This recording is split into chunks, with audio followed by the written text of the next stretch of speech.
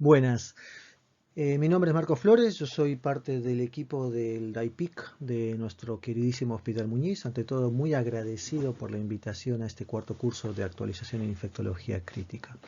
El tema que nos llama hoy es neutropenia febril en la terapia intensiva, ¿no? Un tema tan importante y no con tanta gente con experiencia. Bueno, tenemos una pequeña agenda, una definición y epidemiología. ¿Cuál es la importancia de la neutropenia febril en la terapia intensiva?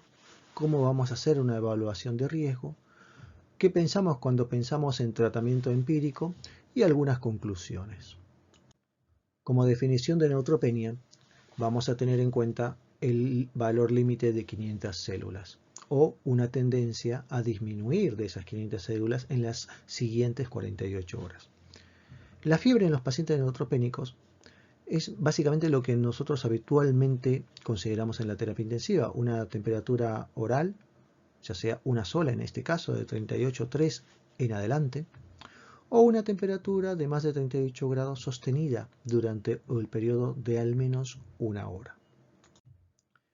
La clasificación de la neutropenia la podemos dividir en 4 grandes segmentos, ¿no? Según el origen, primaria o secundaria, según el tiempo, aguda o prolongada, que en general prolongada la tomaremos en cuenta con más de 7 días de evolución, según el recuento celular, menos de 500 células es grave y menos de 100 es profunda.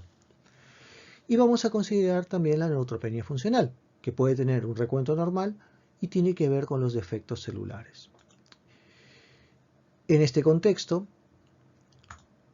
la más frecuente es la secundaria, porque generalmente están asociadas a tratamientos oncológicos, y tenemos pacientes de alto riesgo.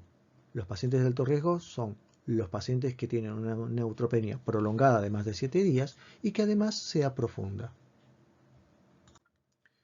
Si hablamos de epidemiología, la neutropenia febril ocurre hasta en el 50% de los pacientes con tumores sólidos que reciben quimioterapia citotóxica y en más del 80% de los pacientes que reciben quimioterapia por neoplasias hematológicas malignas o pacientes que se someten a trasplante de células hematopoyéticas.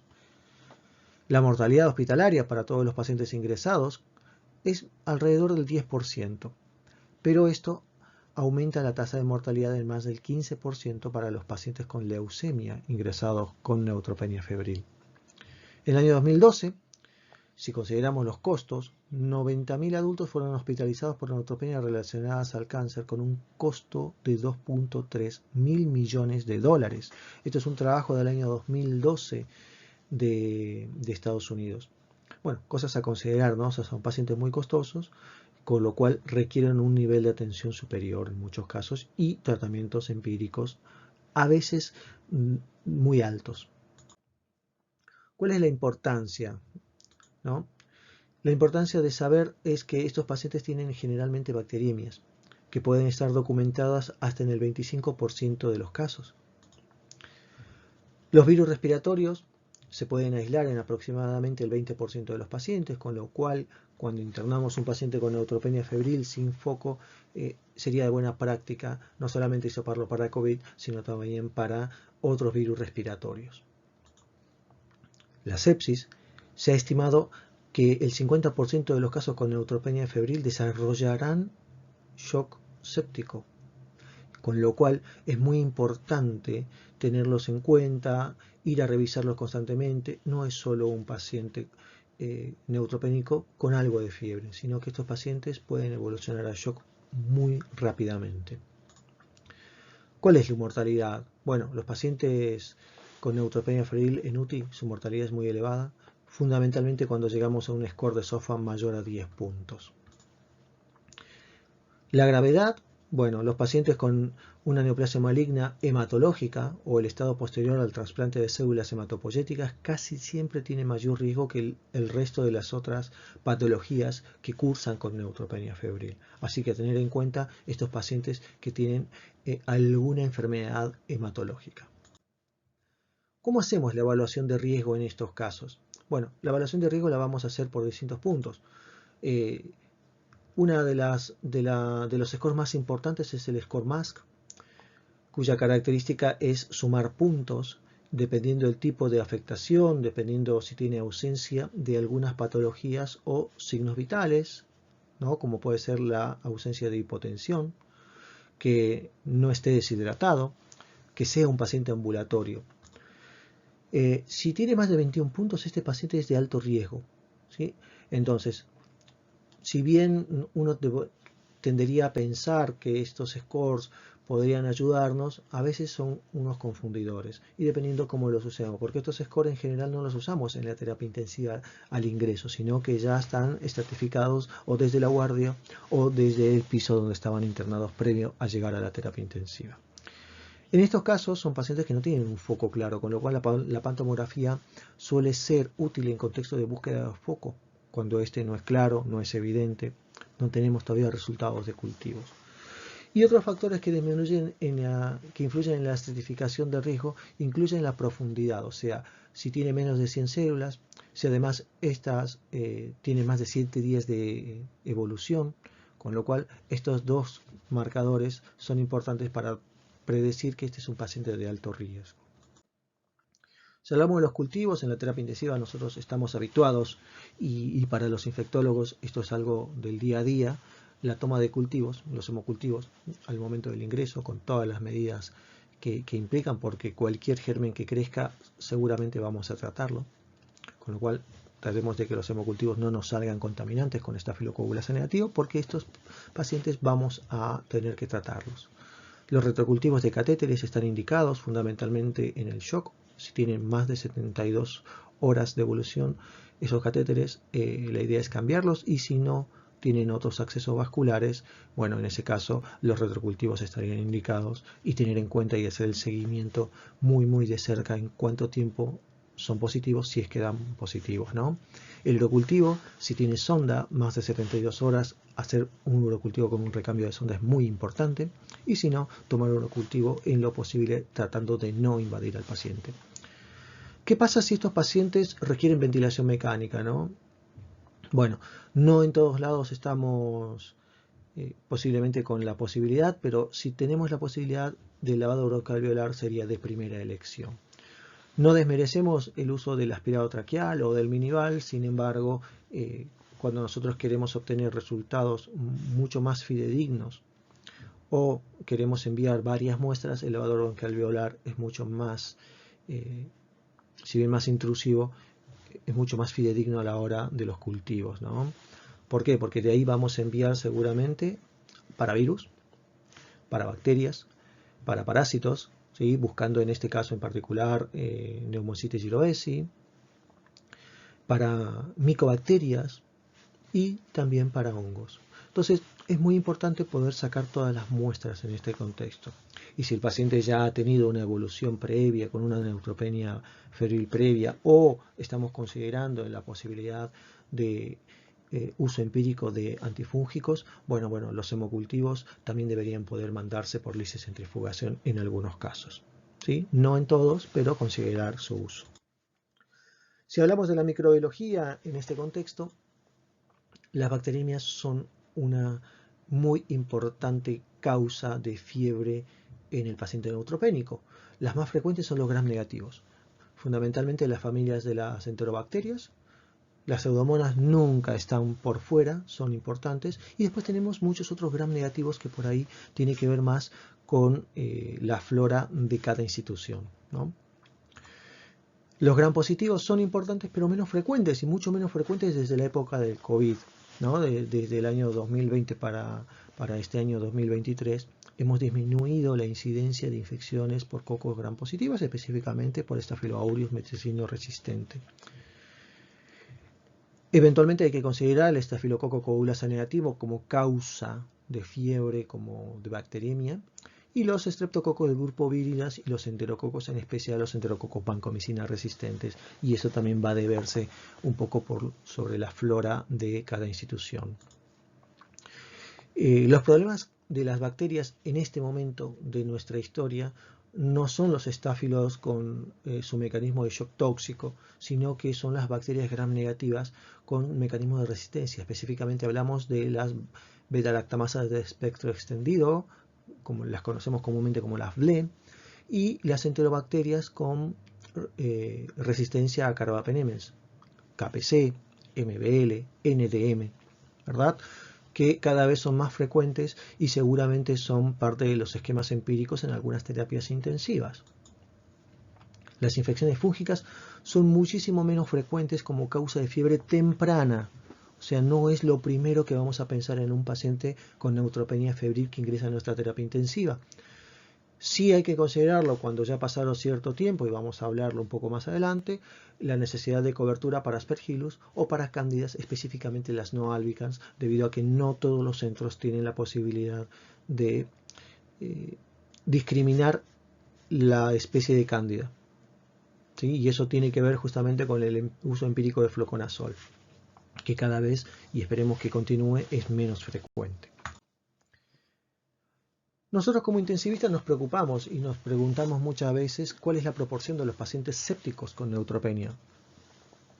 El trabajo de los alemanes de la German Society of Hematology muestran la evolución de cómo fue creciendo la proporción de pacientes sépticos con neutropenia a través de los años. Muchos trabajos se han presentado, uno de los últimos es del Lee, en el año 2015, que nos muestran que el 45% de los pacientes neutropénicos van a evolucionar a shock, ¿no? De estos pacientes que ingresan a la terapia intensiva. Y acá el tema posiblemente más importante de la charla. ¿Cuál es la terapia antibiótica empírica inicial para estos pacientes? Bueno, en principio nuestro objetivo es plantearnos siempre el uso de una monoterapia de amplio espectro y que nos sirva para la amplia mayoría de los gérmenes. En este contexto, los antibióticos de primera línea podrían ser cefepime, ceftazidima, piperacilina tazobactam o un carbapenem. ¿Por qué elegimos estos? Porque sabemos que las infecciones más frecuentes son por gram negativos y dentro de esas, en segunda instancia, nosotros tenemos las pseudomonas. Con lo cual, cualquiera de estos antibióticos es un antipseudomónico potente, de los cuales el que menos presión de resistencia antibiótica a largo plazo podría llegar a generar el ceftazidima. ¿Sí? Podríamos ponerla como primera instancia. Sin embargo, cuando vamos y revisamos la bibliografía, siempre nos ponen en este orden. ¿Qué pasa cuando el paciente ingresa a nuestras terapias o en nuestras terapias evoluciona a shock séptico? Bueno, ahí deberíamos considerar una segunda terapia combinada para BGN. Podríamos continuar con algunos de estos antibióticos o podríamos reemplazarlos por amicacina o colistin o una combinación de ambos, dependiendo el tiempo de estadía en la terapia intensiva, dependiendo también del tipo de flora que nosotros tengamos en nuestras terapias intensivas. Y ahí en este punto hay que considerar la posibilidad de la infección por cocos gram positivos, que también va a depender de la tasa de infección por cocos que tengamos en nuestra terapia intensiva o de la tasa de infección asociada a dispositivos por cocos gram positivos.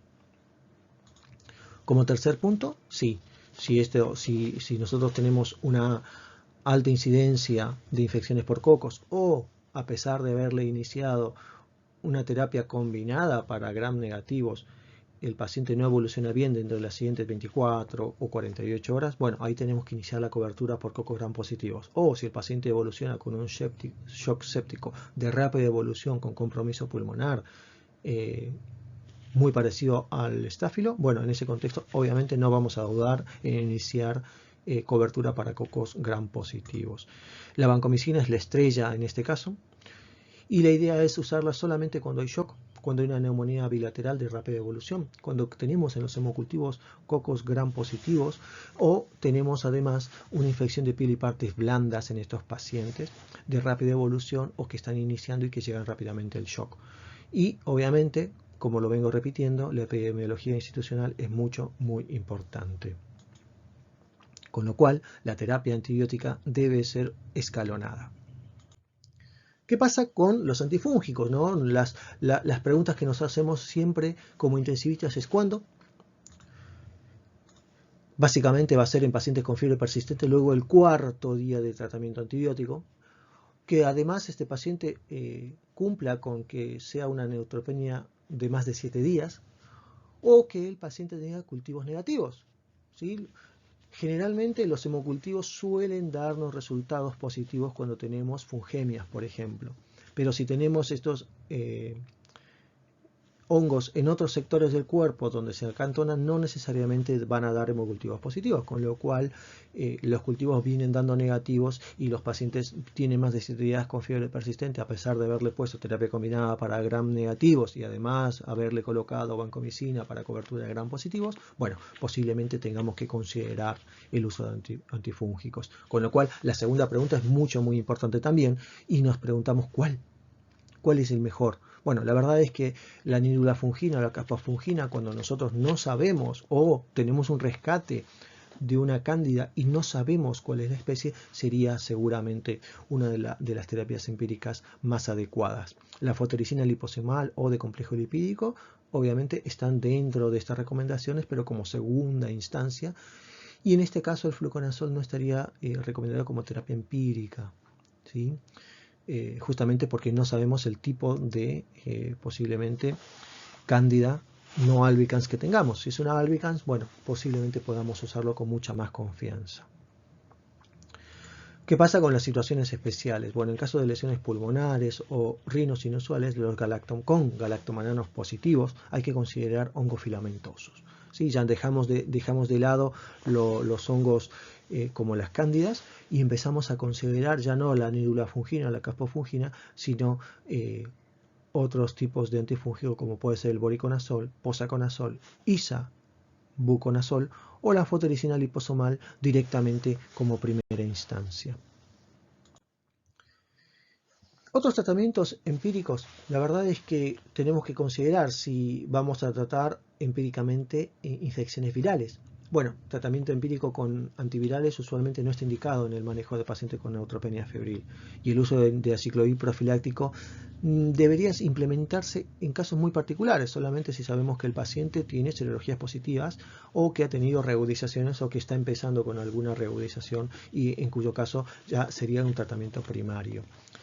Y también este trabajo ya muy viejo del 86 nos dice que un paciente que haya recibido un trasplante de médula ósea que sea halogénico, bueno, considerar la necesidad de iniciar el aciclovir profiláctico. La verdad que esto puede ser que haya cambiado.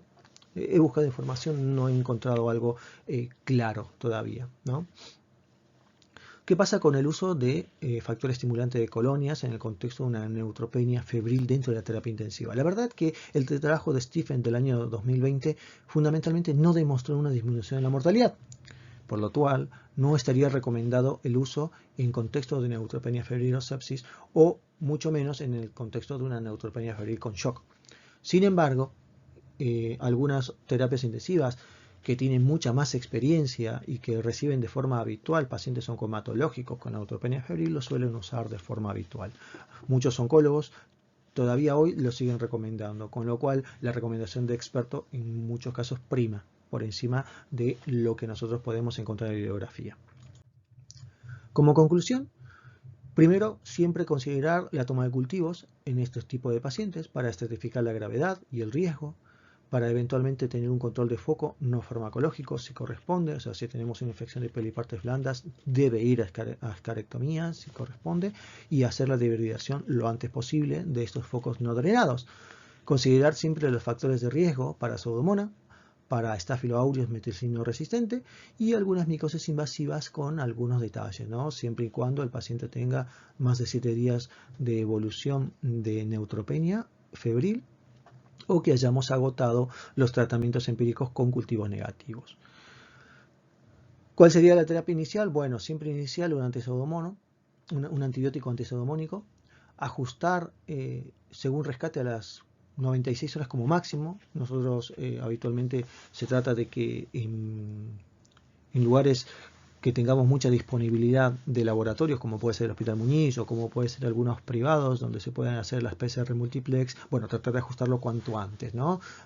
Nosotros colocamos 96 horas como máximo porque habitualmente suele pasar en algunos privados el tiempo de rescates bacteriológicos suele ser un poco más prolongado. Sin embargo, lo ideal sería de 48 horas o menos. No se recomienda usar el uso de quinolonas. ¿Por qué? Porque las quinolonas lo que van a generarnos básicamente es un aumento de la resistencia antimicrobiana. Está demostrado que las quinolonas generan mucha más presión de resistencia en cortos periodos de tiempo. Así que la idea no es utilizarlos. ¿Qué pasa con las infecciones fúngicas? Bueno, siempre y cuando cumpla los requerimientos que hemos nombrado durante la charla, considerar las micosis invasivas para tratamientos empíricos. En este contexto, siempre considerar que hay que decalar los esquemas empíricos cuando está indicado. Muy importante, no mantenerlos por si acaso, ¿no? Si ya tenemos un rescate, adecuarnos a eso, y eso es parte de disminuir la resistencia antimicrobiana, ¿no? La RAM. Y adecuar la terapia empírica a la epidemiología de cada centro. Nosotros en esta charla proponemos un esquema empírico. Sin embargo, estos esquemas empíricos pueden no ser adecuados en contexto de terapias intensivas donde la resistencia antimicrobiana sea mucho más elevada. Así que bueno, muchas gracias por su atención y esperemos verlos en los subsiguientes cursos que tengamos. Hasta luego.